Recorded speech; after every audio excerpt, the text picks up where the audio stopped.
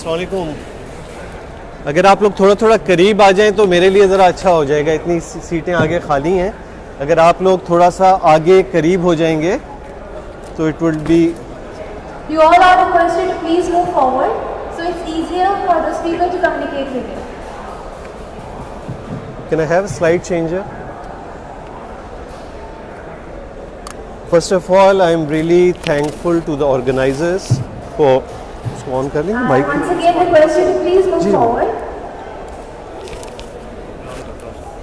बस Thank you. इससे ज़्यादा नहीं, बस उसको आप हैंडल करें। मैडम ये देखिए। जी जी जी आप लोग करीब आ जाएं। We are going to discuss about hypertension.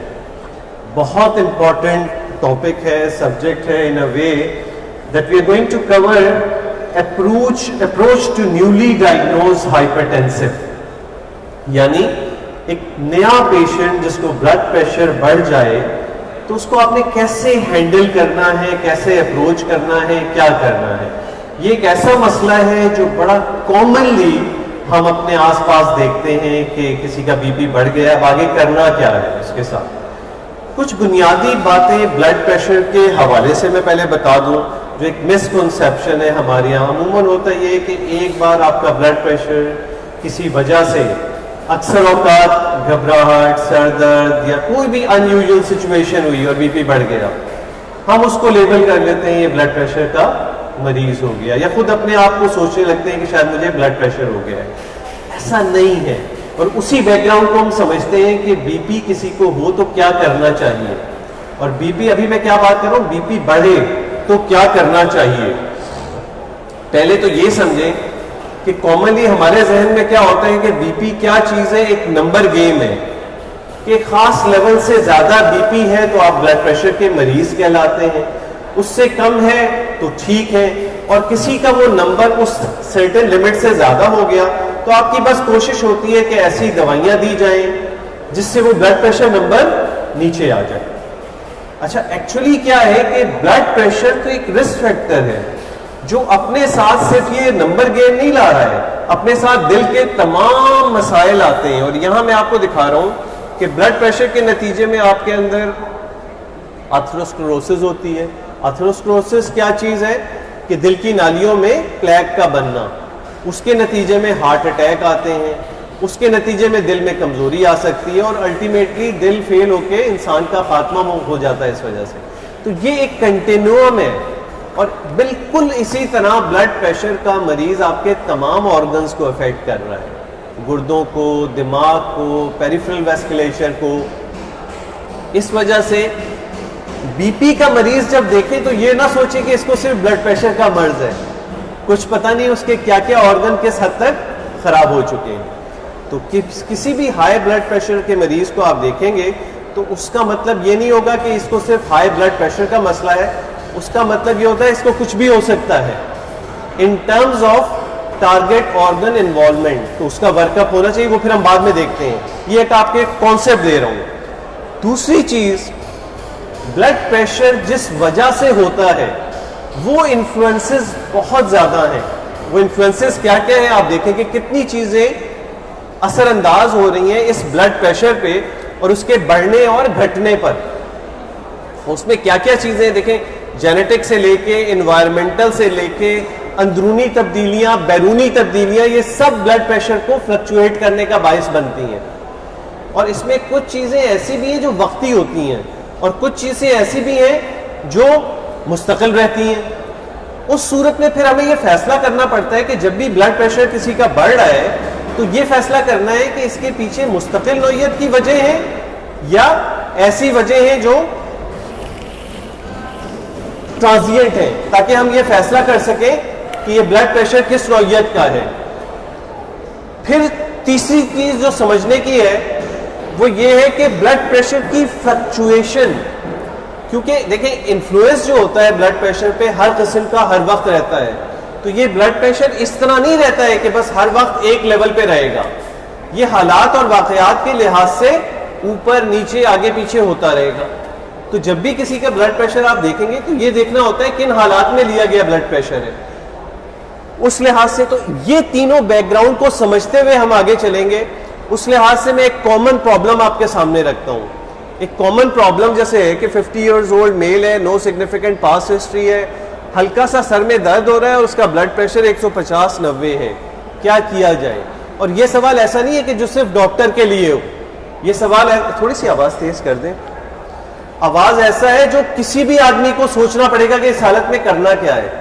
तो क्या करेंगे? कुछ एक आध जवाब क्या करेंगे जी? ये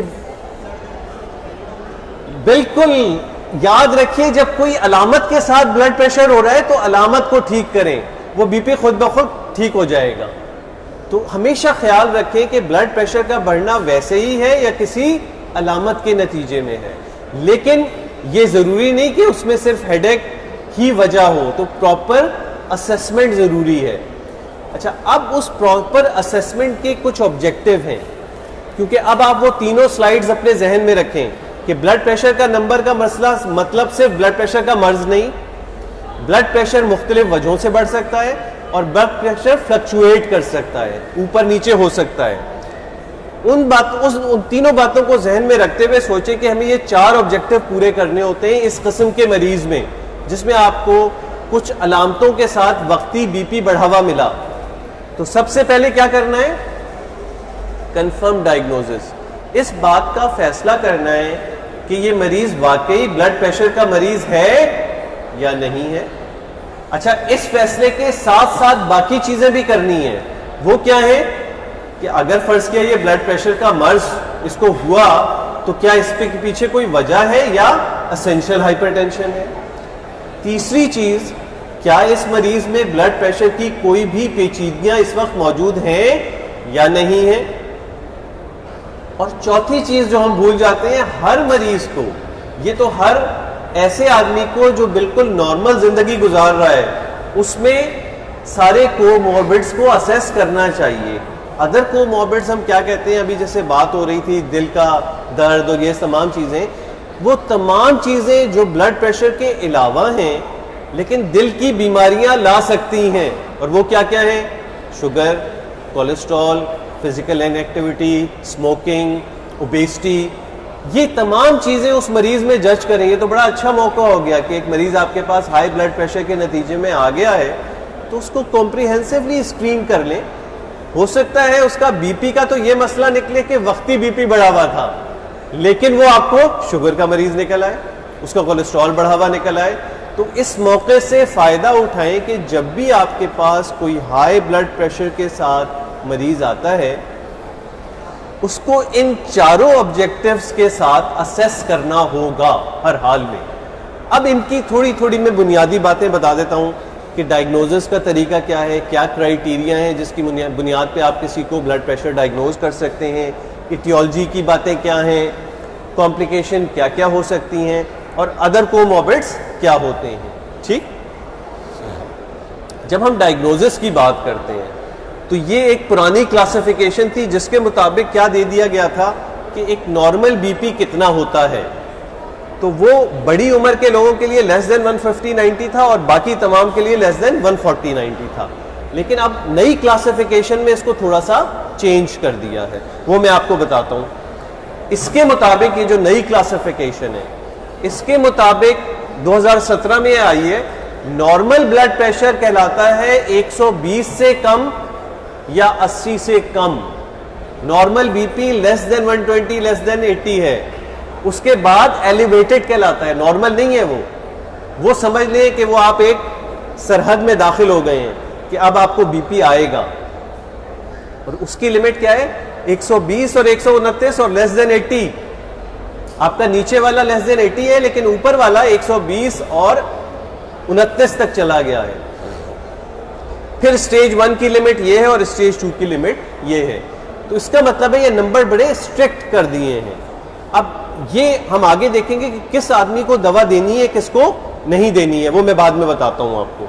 लेकिन नई क्लासिफिकेशन ये है। इसके साथ ही एक यूरोपियन क्लासिफिकेशन भी है, उसको मैं नहीं अभी डिस्कस करता वरना। अच्छा, इसमें एक चीज इंपॉर्टेंट और भी है, ब्लड प्रेशर चेक करना भी एक आर्ट है। ऐसा नहीं है कि हर आदमी सही ब्लड प्रेशर देख सकता है। जब आप ब्लड प्रेशर किसी का चेक करते हैं तो आपको इन तमाम चीज़ों का ख्याल रखना है कि मरीज़ अच्छी तरह सही तरीके से बैठा हुआ है, ब्लड प्रेशर का तरीक़ाकार ठीक है, ब्लड प्रेशर का इंस्ट्रूमेंट ठीक है, ब्लड प्रेशर प्रॉपरली डॉक्यूमेंट हुआ है। अब अभी आप देखें, अस्पताल जाएं या कहीं पे भी जाएं, कभी आपको ब्लड प्रेशर 10 के मल्टीपल के अलावा किसी ने लिखा हुआ देखा है? 130/80, 120/80, 140/90। क्या हमेशा ये इतना ही होता है? इतना नहीं होता है। 142/94 भी हो सकता है। तो वो आपकी मर्जी, आप उसको 90 कर दें या 100 कर दें, ये गलत है। अभी आप देख रहे थे कि एक एक रीडिंग से क्लासिफिकेशन कहाँ जा रही है। तो इसका मतलब है कि जब भी ब्लड प्रेशर लिया जाएगा उसको एग्जैक्ट लिखा जाएगा, और जब ये एग्जैक्ट लिखने की आदत होगी तो आप ब्लड प्रेशर भी ठीक लेंगे। वरना क्या होता है, जब भी जिस 10 के करीब है उसके जल्दी से गुजार दिया और उसको लिख दिया। एग्जैक्ट बीपी को लिखना जरूरी है। 144/88 जो भी आ रहा है, 2-2 के फर्क से वो रीडिंग्स होती हैं, ताकि आप अपने आप को कंपेल करें वो मेजर करते हुए कि एग्जैक्ट रीडिंग कहाँ पे आई है। तो ये बहुत इंपॉर्टेंट चीज़ है बीपी मॉनिटरिंग की। अच्छा, अब एक तशखीस के हवाले से नई बातें भी आती जा रही हैं। ये जो एक रीडिंग हम ले लेते हैं ब्लड प्रेशर की क्लिनिक पे, इसकी कोई वैल्यू नहीं है। अब इसकी वजह से क्या क्या होता जा रहा है कि या तो घर पे मल्टीपल रीडिंग ली जाए या 24 घंटे का एम्बुलेटरी ब्लड प्रेशर चेक किया जाए, ताकि वो ट्रेंड्स पता चल सके कि आपके मरीज के ब्लड प्रेशर किस नौइयत के हैं और किस तरह चल रहे हैं। क्योंकि ब्लड प्रेशर के मरीज में सबसे अहम चीज यही होती है, ये फैसला करना जब आप तशखीस करने जा रहे हैं कि इस आदमी का बेस प्रेशर क्या है और इस पे कितना इन्फ्लुएंस है जिसकी वजह से ये फ्लक्चुएट हो रहा है। ये $100 मिलियन क्वेश्चन होता है कि ये फैसला करना कि इसका बेस प्रेशर क्या है। और उसका फिर तरीका यह होता है कि जितनी रीडिंग उसके नॉर्मल इन्वायरमेंट से मिलते जुलते माहौल में ली गई हैं वो बेस्ट रीडिंग्स होंगी। जो भी किसी अलामत के नतीजे में है, किसी अनयूजुअल सर्कमस्टेंसेस में है, उन रीडिंग्स की इतनी वैल्यू नहीं होगी। बहुत इंपॉर्टेंट है ये चीज। और इसीलिए देखा गया है कि इवन नॉर्मल रीडिंग मुख्तलिफ मकामात पर मुख्तलिफ हो सकती है।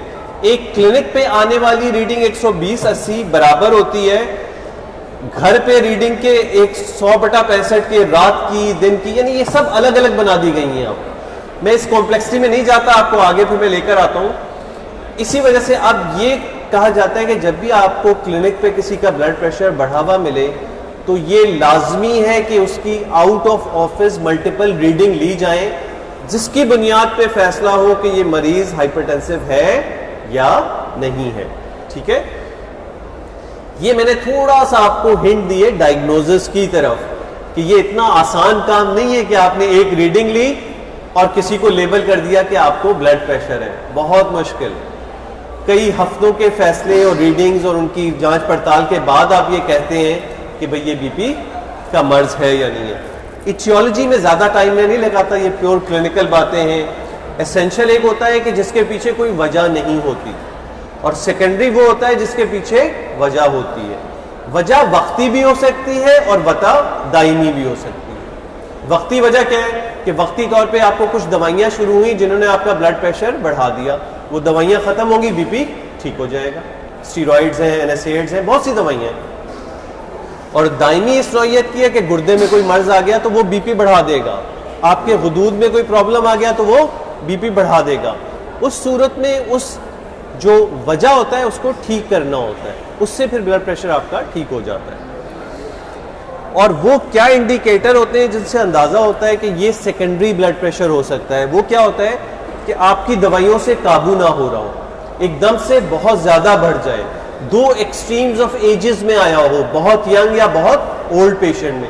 तो इन तमाम चीजों से हम आइडिया कर लेते हैं कि ये वो मरीज है जिसमें हमें कुछ टेस्टों की जरूरत है जिससे हम अंदाजा कर सकें कि इसके कोई और प्रॉब्लम तो नहीं है। फिर हम कॉम्प्लिकेशन पे आ जाते हैं। देखिए, कॉम्प्लिकेशन में मैंने पहले ही बताया कि ये ब्लड प्रेशर आपके हर आज़ा को मुतासर कर सकता है।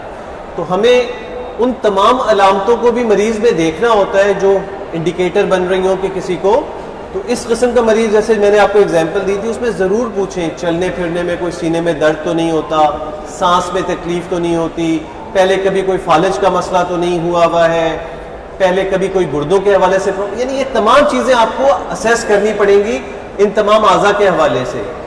पल्सेस की पूरी चेकिंग करनी होगी, आंखों को देखना होगा, क्योंकि हो सकता है इस मरीज़ की आंखें भी मुतासर हों। और अमूमन क्या होता है, हम पहले चेक नहीं करते, एकदम से आंखों में अंधेरा और विजन लॉस हो जाती है, तब आई स्पेशलिस्ट बताता है आपकी तो आंखों में काफ़ी अरसे से हेमरेजेस चल रहे थे। तो हर ब्लड प्रेशर के मरीज को तमाम आज़ा के लिए चेक करना चाहिए। ये तमाम बातें उस हवाले से हैं। अदर कोमॉर्बिड्स क्या होते हैं? देखिए, किसी भी ब्लड प्रेशर के मरीज को आप देखें, उसमें से 90-95% मरीजों में ये एडिशनल चीज़ें मौजूद होंगी। वो क्या क्या है? कोलेस्ट्रॉल का प्रॉब्लम, शुगर का प्रॉब्लम, एज का ज़्यादा होना, मेल जेंडर, स्मोकिंग या family history of premature coronary artery disease. तो ये सारी चेक करनी पड़ेंगी और इस हवाले से भी उसको ट्रीट करना पड़ेगा। ये नहीं है कि सिर्फ आपने दवाई दे दी कि ब्लड प्रेशर का नंबर कम हो जाए।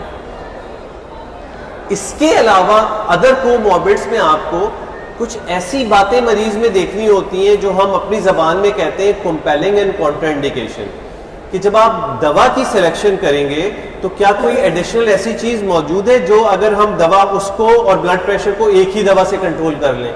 मसलन किसी को अंजाइना होता है तो उसमें एक खास दवा होती है बीटा ब्लॉकर, वो आप देते हैं तो वो दोनों चीज़ों को कंट्रोल कर लेगी। किसी को हार्ट फेलियर है तो ACRB और डायरेक्ट, यानी इस तरह से आपको ये देखना है कि कोई एडिशनल चीज़ तो मौजूद नहीं है और इसी तरह कोई दवा आप चूज करने जा रहे हैं उसकी कोई कॉन्ट्राइंडिकेशन मौजूद तो नहीं है उसमें। तो अब आप पूरी उस कहानी को याद करें, वो जो मरीज था, और फिर दोबारा से हम रिवाइज करते हैं objective, confirm diagnosis, etiology, complications और अदर कोमॉर्बिड्स। कि वो मरीज जो हमें बड़ा सिंपल सा लग रहा था, हम ये फैसला करते हैं कि बस बीपी चेक करेंगे, फैसला करेंगे कि ब्लड प्रेशर है या नहीं, और अगर बीपी निकला तो हम दवाई शुरू कर देंगे। उसको पूरी तरह जज करना होगा हर चीज के लिए। और तरीकाकार क्या होता है? प्रॉपर हिस्ट्री, प्रॉपर एग्जामिनेशन, कि उससे इन तमाम चीजों के बारे में पूरी क्वेश्चन आंसर करना, जिसका मकसद इन चारों ऑब्जेक्टिव्स को अचीव करना है। और दूसरी चीज क्या है? उसका मुआयना करना, क्योंकि कभी कभार आपको मुआयने के जरिए से भी उन चीजों के क्लू मिल जाते हैं, वजह का क्लू, कॉम्प्लिकेशन का क्लू, ये सारी चीजें। फिर कुछ टेस्ट करना, बहुत सी चीजें जब तक आप टेस्ट नहीं करेंगे नहीं पता चलेगा। मसलन शुगर का टेस्ट के बगैर तो नहीं पता चलेगा, कोलेस्ट्रॉल का टेस्ट के बगैर नहीं पता चलेगा, तो इसमें टेस्ट करना पड़ेगा। अब मैं बता देता हूं कि एक नॉर्मल आदमी का ब्लड प्रेशर कितना होना चाहिए और आपको कितना बीपी चाहिए होता है। मैं डायरेक्ट उसी पे जाता हूं। अभी ये देखें, अब क्या किया गया है, बीपी के लिए ये बताया गया है कि मुख्तलिफ नौइयत की चीजें अगर आपको ब्लड प्रेशर के साथ हैं तो आपके बीपी के टारगेट डिफरेंट होंगे। ये देख लें कि किसी को अगर शुगर है तो उसका इतना होना चाहिए, किसी को फालिज हुआ है तो उसका कितना होना चाहिए, किसी को गुर्दे का मर्ज है तो उसका बीपी कितना। तो हर नौइयत के इंसान के ब्लड प्रेशर के टारगेट्स डिफरेंट होते हैं। तो अब जाहिर सी बात है, जब तक आप मरीज को पूरी तरह असेस नहीं करेंगे, आप ये नहीं बता सकते कि इसका टारगेट कितना होना चाहिए। इसमें आपको एक मैं रफ आइडिया दे देता हूँ। रफ आइडिया ये है कि एक अनकॉम्प्लिकेटेड सिंपल हाइपरटेंसिव है, उसका टारगेट तो वही लेस देन 140/90 है। लेकिन कोई भी पेचीदा हाइपरटेंसिव होगा, पेचीदा से मुराद कोई ना कोई एडिशनल चीज उसको है, दिल का मर्ज है, गुर्दे का मर्ज है, शुगर है, कोई और चीज है, तो इस मरीज का टारगेट लेस देन 130/80। ठीक है। ट्रीटमेंट के हवाले से देखें, दवाइयों पे जाने से पहले हमेशा ये चीजें जरूर करनी चाहिए। और ये चीजें क्या क्या है? Weight reduction, dash diet, sodium का कम, फिजिकल एक्टिविटी, मॉडरेशन ऑफ। अब इनमें अगर आप नंबर देखें ना कि हर चीज कितने कितने बीपी रिड्यूस कर रही है, तो आप 1 या 1.5 दवाई खत्म कर सकते हैं अगर ये चीजें प्रॉपर की जा रही हो। फिर दवाई के हवाले से हम देखें तो अगर उम्र कम है तो ACRB और उम्र ज्यादा है तो कैल्शियम चैनल ब्लॉकर 55 के रेंज के हिसाब से। बाद में आप इन दोनों को मिला सकते हैं और फिर आगे 3 मिला सकते हैं। लेकिन दवाई का फैसला करने से पहले हमेशा अगर मामूली सा बीपी बढ़ा हुआ है तो 6 से 12 हफ्ते जरूर चेक करें कि वो फिजिकल एक्टिविटी, नमक का कम करना, डाइट में ऐसी चेंजेस लाना, अगर उसी से बीपी, क्योंकि वैसे भी बॉर्डरलाइन बीपी को बीपी लेबल करना बहुत मुश्किल काम है, तो आपको ये भी फ़ायदा हो जाएगा कि आपकी डायग्नोसिस पक्की हो जाएगी 6-12 हफ्ते वेट करने की वजह से, और ये पता चल जाएगा कि कंजर्वेटिव मेजर से क्या ये बीपी काबू हो सकता है या नहीं हो सकता। तो हमेशा अनकॉम्प्लिकेटेड हाइपरटेंसिव जिसका टारगेट आपने सोचा है 140/90 का, तो इसमें अगर 150, 90 या 100 इस तरह आ रहा है तो 6 से 12 हफ्ते ज़रूर वेट करें इन कंजर्वेटिव मेजर्स पर दवा शुरू करने से पहले। बाकी देखिए, मैंने पहले भी बताया था कि दवाइयों का सिलेक्शन इस बात पे भी होता है कि साथ कोमॉर्बिड्स क्या क्या हैं, तो वो फिर एक कंप्लीट डिटेल है जब तक आप प्रॉपरली असेस। हमारा ऑब्जेक्टिव आज का सिर्फ ये है कि एक बीपी के मरीज को अप्रोच क्या होनी चाहिए, कि आपने असेस कैसे करना है। मैं अब वापस उस तरफ आ रहा हूं कि उसी केस पे दोबारा आके ना आपसे पूछूंगा कि अब इसको क्या करना है, और मैं आपको डिफरेंट ऑप्शंस दूंगा कि मैंने इसको असेस कर लिया इन चारों ऑब्जेक्टिव्स के साथ, और उसके बाद जो रिजल्ट आया उसके मुताबिक क्या करना चाहिए आपके ख्याल में, ताकि आपको अंदाजा हो कि एक इस नौइयत के मरीज में जब आप इसको प्रॉपरली असेस करेंगे तो हर बार एक जवाब डिफरेंट आएगा, और उस डिफरेंट जवाब के मुताबिक ही मैनेजमेंट डिस्कस होगी।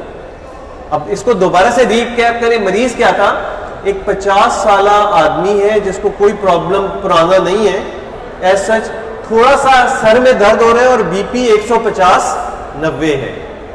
अच्छा, अभी तक हमारा जहन सिर्फ इस तरफ जा रहा था कि इसकी बीपी चेक करके ये फैसला करेंगे बीपी है या।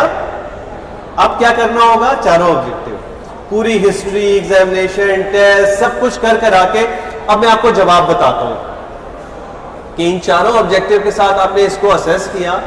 Assessment revealed occasional increase blood pressure recording up to 150/100 for last 2 years without significant symptom and normal examination. Sugar 110 है, फास्टिंग, कोलेस्ट्रॉल 202 है, LDL 135 है, और बाकी तमाम चीजें नॉर्मल है। अब क्या करना है जी, एनीवन?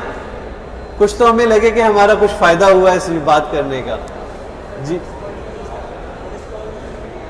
कोलेस्ट्रॉल 202 है, अभी पहले अपने मसले का तो हल निकालें, फिर बाद में फैसला करेंगे। बीपी के हवाले से आपका क्या इरादा है, इसको दवा शुरू होनी चाहिए या नहीं होनी चाहिए जी? 2 साल से बीपी है तो होनी चाहिए। अगर ये 2 साल वाली कहानी नहीं होती तो फिर मेरी वही वाली स्ट्रेटेजी थी कि आप 6-12 हफ्ते थोड़ा सा वेट कर सकते थे, लेकिन अभी भी आप वेट कर सकते हैं क्योंकि बीपी बहुत ज्यादा नहीं बढ़ा हुआ है। पिछली रिकॉर्डिंग का हिसाब आपको पता नहीं कि वाकई वो थी या नहीं थी, तो अभी भी आपके पास ये लिबर्टी है कि आप अगले 6-12 हफ्ते थोड़ा सा वेट कर लें और देखें कि बीपी के ट्रेंड क्या रह रहे हैं। लेकिन आप दवा भी शुरू कर सकते हैं क्योंकि लो रिस्क पेशेंट है, लेकिन हिस्ट्री दे रहा है कि 2 साल से बीपी बढ़े हुए थे। टारगेट इसका 140/90 से कम होना चाहिए। अच्छा, अब ये जानबूझ के मैंने थोड़ा सा रखा है, देखिए इतने कोलेस्ट्रॉल पे या इतनी शुगर पे ट्रीटमेंट की जरूरत नहीं होती। लो रिस्क पेशेंट में कोलेस्ट्रॉल का लेवल कुछ और होता है, एक दिल के मर्ज वाले आदमी में कोलेस्ट्रॉल का लेवल कुछ और होता है। तो इसको कोलेस्ट्रॉल के लिए भी किसी दवा की जरूरत नहीं, शुगर भी इंपेयर्ड वाले रेंज में है। तो ये दोनों चीजें ग़िज़ा, एक्सरसाइज और वेट रिडक्शन से काबू हो जाएंगी। सेम पेशेंट, अब जो असेसमेंट आई है, assessment reveal level of 140, 60, 90 to 110 level of BP in next 2 weeks without significant symptom, fasting blood sugar 170, creatinine 2.3 और बाकी सब कुछ ठीक। अब क्या करना है? ऐसा भी होगा जब आप हर मरीज को प्रॉपरली चेक करेंगे तो हर मरीज डिफरेंट निकलेगा। अब यहां क्या करना है? दवा तो पक्की है, शुगर तो फर्दर इन्वेस्टिगेट करेंगे, हीमोग्लोबिन A1C देखेंगे, स्टेटस देखेंगे कि शुगर के लिए हमें क्या करना है। गुर्दे के नंबर भी बढ़े हुए हैं तो फर्दर वर्कअप वहां पे भी चाहिए, यूरिन DR हो गया या और क्रिएटिनिन क्लियरेंस और चीजें, अल्ट्रासाउंड, वो तमाम चीजें। बीपी जो अपना मसला है उसका आप टारगेट क्या हो गया, 130/80। तो इवन जो बीपी नजर आ रहे हैं उससे लग रहा है कि एक दवा से काम नहीं चलेगा, कम से कम 2 से 3 दवाइयाँ, और इस मरीज को एस या ARB देना लाजमी है। जिस मरीज का भी गुर्दा गड़बड़ हो उसमें एस इनहिबिटर या ARB लाजमी देनी होती है। लोग नहीं देते कि उससे पोटेशियम बढ़ जाएगा, वो आप देखते रहें कि अगर वो पोटेशियम बढ़ाती है तो फिर ना दें, वरना देनी जरूरी है। ठीक है, अब इसी नौइयत का एक और मरीज मैं बता देता हूं आपको। Assessment reveal occasional increase blood pressure recording for last 2 years with exertional chest discomfort and shortness of breath, fasting sugar 90, cholesterol 202, LDL 135 with normal rest of the investigation। आप क्या करेंगे जी? इसको क्या एडिशनल चीज हो रही है? इसको अंजाइना हो रहा है। चलने में अभी जो बात हो रही थी चेस्ट पेन वाली, तो ये वो हो रहे हैं इसको। तो ये मरीज सिंपल हाइपरटेंसिव नहीं है, इसको हाइपरटेंशन के साथ साथ टारगेट ऑर्गन डैमेज भी यानी अंजाइना शुरू हो गया। तो अब इसमें 2 तरह की दवाइयां होंगी। एक तो ब्लड प्रेशर कंट्रोल भी ऐसी दवा से करना है जो अंजाइना को भी काबू करे, और दूसरा अंजाइना की ट्रीटमेंट के लिए भी एडिशनल चीजें देनी होंगी। वो क्या है? एस्प्रिन कम से कम, कोलेस्ट्रॉल की दवा, स्टैटिन, क्योंकि अब इस मरीज में ये 202 कोलेस्ट्रॉल को ट्रीट करना होगा, क्योंकि ये कौन सा मरीज हो गया? दिल का मरीज हो गया। पिछले सिनेरियो में इस कोलेस्ट्रॉल की दवा की जरूरत नहीं थी, लेकिन इसमें दवा की जरूरत होगी। तो इसमें आपको वो बीटा ब्लॉकर दवाई देनी पड़ेगी जिससे दिल की धड़कन और कंट्रैक्शन कंट्रोल होती है और अंजाइना को काबू करती है। नाइट्रेट देनी पड़ेगी, एस्पिरिन देनी पड़ेगी, स्टैटिन देनी पड़ेगी, और बीपी कंट्रोल नहीं होता है तो मजीद एस या ARB। तो मकसद सिर्फ बताने का ये था कि ब्लड प्रेशर के मरीज में सिर्फ नंबर पे गेम नहीं चलता। जब तक कि मरीज को पूरी तरह से जज नहीं किया जाएगा उन 4 हेडिंग्स में, और वो 4 हेडिंग्स क्या क्या हैं? डायग्नोसिस का कंफर्म करना, इटियोलॉजी का मालूम करना कि वजह कोई है या नहीं है, कॉम्प्लिकेशंस को जज करना कि कोई आज़ा मुतासिर हुआ है या नहीं हुआ, और अदर कोमॉर्बिड्स की प्रॉपर असेसमेंट। जब इन 4 चीजों को आप पूरी तरह असेस कर लेंगे तब आप इस पोजीशन में होंगे कि ये कह सके कि इस ब्लड प्रेशर के मरीज का क्या इलाज और किस तरह इलाज होना चाहिए। तो ये हमारी आज की पूरी इस टॉक का ऑब्जेक्टिव था कि हम इस बात को कवर करें, इस मिसकंसेप्शन को निकालें कि बीपी बस बीपी है। बीपी नहीं है, बीपी सिर्फ एक इंडिकेटर है। उसके बाद आपको जज करना होगा कि ये बीपी का मरीज क्या है। ठीक है, शुक्रिया बहुत बहुत। 1-2 चीजें बस मैं इजाफी आपको बता दूं कि ये जैसे ये जो कुछ आप देख रहे हैं सारा फेसबुक पे लाइव जा रहा है, तो ये मेरा पेज है फेसबुक का और ये यूट्यूब चैनल भी है, दोनों डॉक्टर फवाद फारूक के नाम से हैं। You can like and you can subscribe, उससे आप कनेक्ट होकर बहुत सी इस पे वीडियोस हैं, एकेडमिक भी हैं और भी दूसरे नौइयत की होती हैं, तो you can connect with it. शुक्रिया बहुत बहुत। कोई सवाल अब ज़हन में हो तो जी क्वेश्चन के लिए इनको दे दें। सर, जो डिजिटल डिवाइसेस आती है बीपी को मॉनिटर करने के लिए, कैन बी रिलायबल? जी, वो किसी हद तक रिलायबल है, लेकिन उनकी कैलिब्रेशन करते रहनी चाहिए। उसमें प्रॉब्लम क्या होता है कि ये बीपी सिर्फ मशीन नहीं चेक करती है, मरीज की पोजीशन, मरीज का हाथ, मरीज का स्टेटस, ये तमाम चीज़ें भी बड़ी काउंट करती हैं। तो अक्सर वो जो डिफरेंस बहुत ज़्यादा आ रहा होता है वो कभी कभार इस वजह से आ रहा होता है। ये हाथ अगर आप हवा में रख के बीपी चेक करेंगे तो कुछ और रीडिंग आएगी, और ये सपोर्टेड होगा तो कुछ और रीडिंग आएगी। हाथ आपने टाइट किया हुआ है तो कुछ और रीडिंग आएगी, रिलैक्स किया हुआ है तो कुछ और रीडिंग आएगी। तो इन तमाम बातों का, और ये तमाम चीज़ें भी नेट पे मौजूद हैं कि बीपी का सही लेने का तरीका एक आम आदमी भी सीख सकता है कि उसके लिए मरीज के क्या क्या लवाजमात हैं, कि मरीज कहाँ बैठा हुआ हो, उसकी टांग किस पोजीशन में हो, उसकी बैक कैसे हो, उसका हाथ कैसे हो, हाथ सपोर्टेड हो, क्या उसका लेवल हो। तो इन चीज़ों का ख्याल करें तो इतना ज़्यादा डिफरेंस डिजिटल्स में नहीं आता। लेकिन जैसे जैसे बैटरी वीक होती जाती है, आपने कफ सही से नहीं लगाया, आधा कोनी से नीचे लगा दिया, आधा ऊपर लगा दिया, ये भी प्रॉब्लम कर देगा। उसकी एक पॉइंट है जहाँ पे वो कफ लगाना है, कहाँ पे वो आर्टरी पे आना चाहिए। बहुत ढीला कर दिया, बहुत टाइट कर दिया, ये भी नंबर फर्क कर देगा।